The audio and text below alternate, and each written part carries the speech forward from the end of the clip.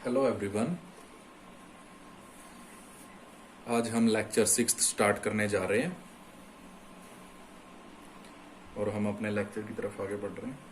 और उससे पहले बता देता हूँ, अगर आपने चैनल हमारा सब्सक्राइब नहीं किया तो सब्सक्राइब कर लीजिए। और अगर आपको कंटेंट अच्छा लगता है, समझ में आता है, तो वीडियो को लाइक ज़रूर कीजिए।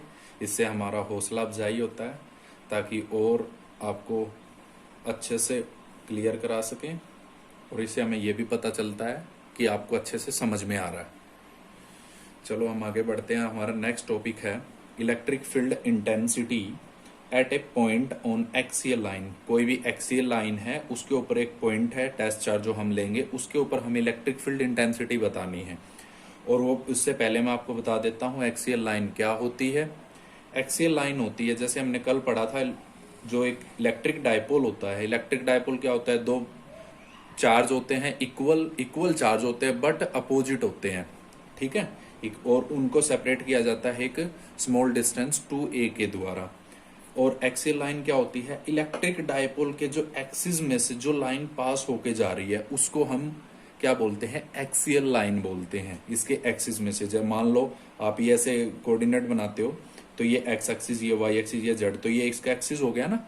ये इलेक्ट्रिक डायपोल हमने अगर ये ले रखा है, इसके एक्सिस में से जो लाइन पास होके जा रही है उसको क्या बोलते हैं? हम एक्सियल लाइन बोलते हैं, ठीक है। तो हम इसके बारे में अब हमने क्या किया, यहाँ पे मान लो कोई भी टेस्ट चार्ज ले लिया। टेस्ट चार्ज क्या लेते हैं? हम पॉजिटिव ही लेते हैं, और वेरी स्मॉल चार्ज होता है ये, और ये हमने टेस्ट चार्ज ले लिया। अब हम इसको यहीं पे हमें इलेक्ट्रिक फील्ड इंटेंसिटी बतानी है। टोटल इलेक्ट्रिक फील्ड इंटेंसिटी क्या होगी वो हमें बतानी है। देखो अब समझ के चलो, जैसे ये पॉजिटिव टेस्ट चार्ज है, ये नेगेटिव नेगेटिव चार्ज है। अब क्या करेगा, जब ये क्या करेगा, इलेक्ट्रिक फील्ड इंटेंसिटी को अपनी तरफ खींचेगा ना, पॉजिटिव से नेगेटिव की तरफ जाती है। तो हम यहां से लेंगे कि ये इलेक्ट्रिक फील्ड इंटेंसिटी होगी। इसको नाम दे देते हैं ए, बी, और इसको पी दे देता हूँ। इलेक्ट्रिक फील्ड इंटेंसिटी किसकी तरफ जाएगी? इसकी तरफ। ये टेस्ट चार्ज इसके अकॉर्डिंग, माइनस के ओ के अकॉर्डिंग क्या जाएगा? उसकी तरफ जाएगा। जब हम प्लस के अकॉर्डिंग करेंगे तो क्या करेंगे? ये भी पॉजिटिव है, ये भी पॉजिटिव है, तो इलेक्ट्रिक फील्ड इंटेंसिटी क्या होगी? इसकी आउटर होगी, ये इधर जाएगा। इलेक्ट्रिक फील्ड इंटेंसिटी इधर होगी, बाहर की तरफ, पॉजिटिव के अकॉर्डिंग। अगर नेगेटिव के अकॉर्डिंग देख रहे तो ये इधर इसकी तरफ मूव करेगा। बात क्लियर हो गई? ठीक है। अब ये इसका सेंटर है। अब मान लेते हैं यहाँ इसके सेंटर से लेके जहां पे हमारा टेस्ट चार्ज है उसके बीच की डिस्टेंस हमने r ले ली। r, सेंटर को o नाम दे देते हैं, ठीक है। इलेक्ट्रिक फील्ड इंटेंसिटी है जो हमारी, ये E1 है, ये किसके अकॉर्डिंग है? PA, क्योंकि मैंने बताया था पॉजिटिव, जो इलेक्ट्रिक फील्ड इंटेंसिटी क्या होती है? पॉजिटिव से नेगेटिव। तो ये इसकी डिस्टेंस क्या है? PA। और E2 के अकॉर्डिंग क्या है? P, ये इसकी तरफ जा रही है जो, ठीक है। अब हम आगे मूव करते हैं। आगे मूव करेंगे हमारे, तो हमें क्या क्या क्या चाहिएगा? अब एक बात और क्लियर कर देता हूं, टोटल इलेक्ट्रिक फील्ड इंटेंसिटी कैसे कहां निकलेगी हमारी? देखो यहां पे E2 ग्रेटर E1 है। क्यों है वो भी बता देता हूं। ये जो सेकेंडरी वाली इलेक्ट्रिक फील्ड इंटेंसिटी वो क्यों क्लियर है, वो ज्यादा है। हमने पिछले एक्सप्रेशन में पढ़ा था कि जो E है वो किसके बराबर होता है? Q/4πε0r² के बराबर होता है। Is that clear? अब देखो ये E inversely proportional to r² होता है ना, ये अगर कॉन्स्टेंट ले रहे, देखो यहाँ पे ये जो डिस्टेंस जितनी ज्यादा होगी उतनी ही कम इलेक्ट्रिक फील्ड इंटेंसिटी होगी, और जितनी कम डिस्टेंस होगी उतनी ही ज्यादा इलेक्ट्रिक फील्ड इंटेंसिटी होगी, because they are in inversely proportional. तो अब देखो यहां से E1 की क्लियर करते हैं पहले। E1 किसकी डिस्टेंस है? यहाँ P से लेके A तक, यहाँ डिस्टेंस ज्यादा है, तो इसका मतलब क्या है? इलेक्ट्रिक फील्ड इंटेंसिटी क्या है? बहुत ही कम है। और यहाँ इसके अकॉर्डिंग चेक करते हैं E2 की, BP, यहां से यहां तक की डिस्टेंस तो बहुत कम है, और इसका उल्टा होता है, अगर डिस्टेंस कम होगी तो इलेक्ट्रिक फील्ड इंटेंसिटी ज्यादा होगी, अगर डिस्टेंस ज्यादा है तो इलेक्ट्रिक फील्ड इंटेंसिटी कम होगी। तो इस वजह से हम कहेंगे कि जो E2 है वो बहुत ही ज्यादा है। तो हम अगर नेट इलेक्ट्रिक फील्ड इंटेंसिटी निकालें तो वो क्या होगी हमारी? क्या होगी? ज्यादा में से कम करेंगे, ज्यादा में से कम को घटा देंगे, E2 माइनस E1 करेंगे। ये हमें ये E1 और E2 हम एक्सप्रेस करेंगे अभी। E1 E1 के लिए करते हैं। E1 क्या हो जाएगा, इसके बारे में आपने लिख लेना, इसकी डेफिनेशन को अच्छे से लिख लेना है, एक्सियल लाइन की भी। एक्सियल लाइन,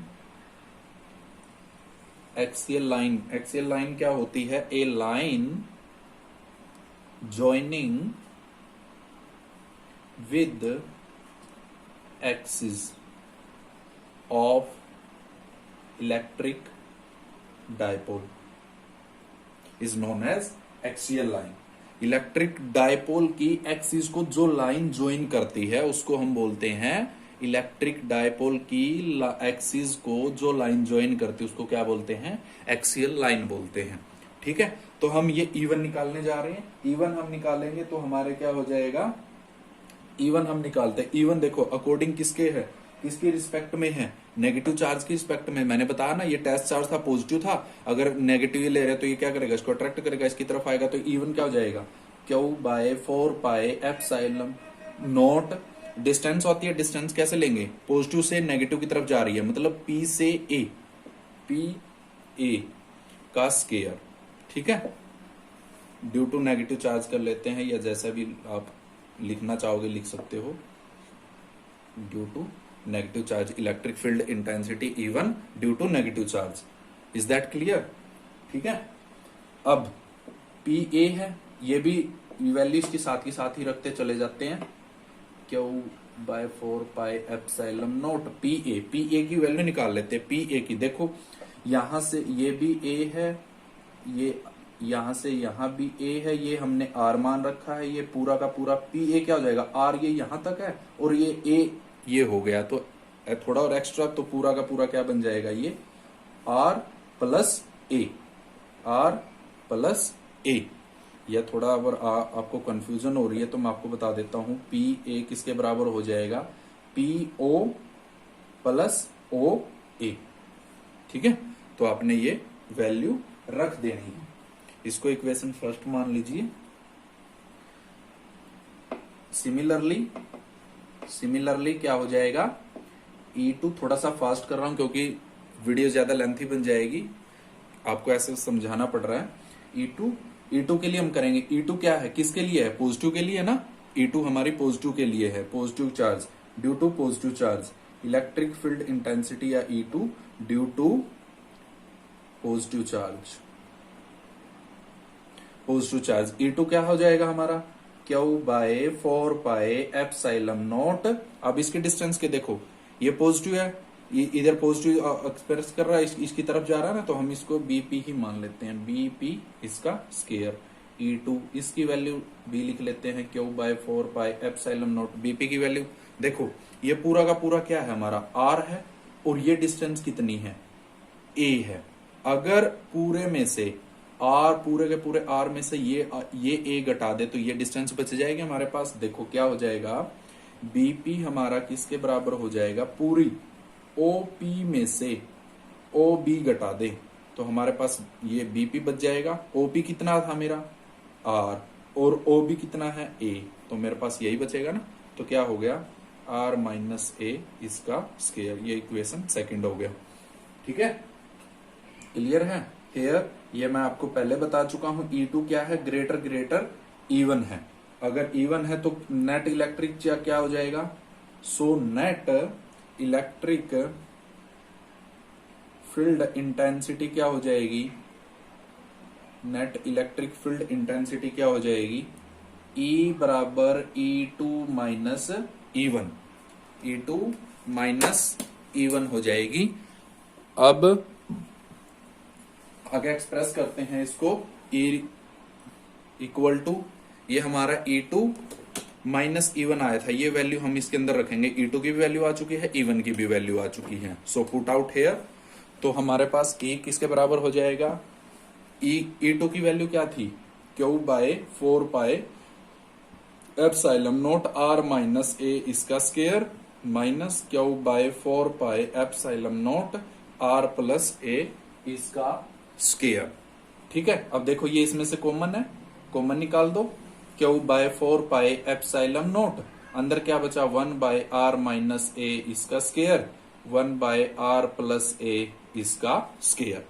अब देखो इसका एलसीएम ले लो, सोल्व करो इसको, q by 4 pi epsilon naught, अब मल्टीप्लाई इनका प्रोडक्ट ले लेंगे, प्लस ए इसका स्केयर, इससे कैंसिल आउट हो जाएगा, ये बचेगा क्या हो जाएगा इसका स्केयर, माइनस इससे कैंसिल आउट, ये बचेगा आर माइनस ए इसका स्केयर। इसको सिंप्लीफाई कर लो, क्या हो जाएगा q by 4 pi epsilon naught, इसका होल स्केयर का फॉर्मूला ओपन कर लो, ए प्लस बी का होल स्केयर, ए की 2 बी की 2 प्लस 2 ए बी, यहां से भी ए की 2 प्लस बी की 2 minus 2 A B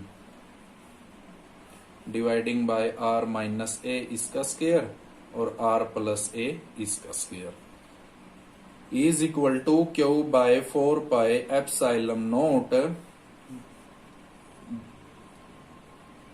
are square A square 2 R, अंदर ले जाओ माइनस को, माइनस का हो जाएगा, ये भी माइनस का हो जाएगा, ये किसका हो जाएगा प्लस का हो जाएगा, गुड, आर माइनस ए इसका स्केयर, आर प्लस ए इसका स्केयर, ये इससे ये कैंसल आउट, इससे ये कैंसल आउट, ये 2a कितना हो गया 2ar कितना हो गया 4ar हो गया।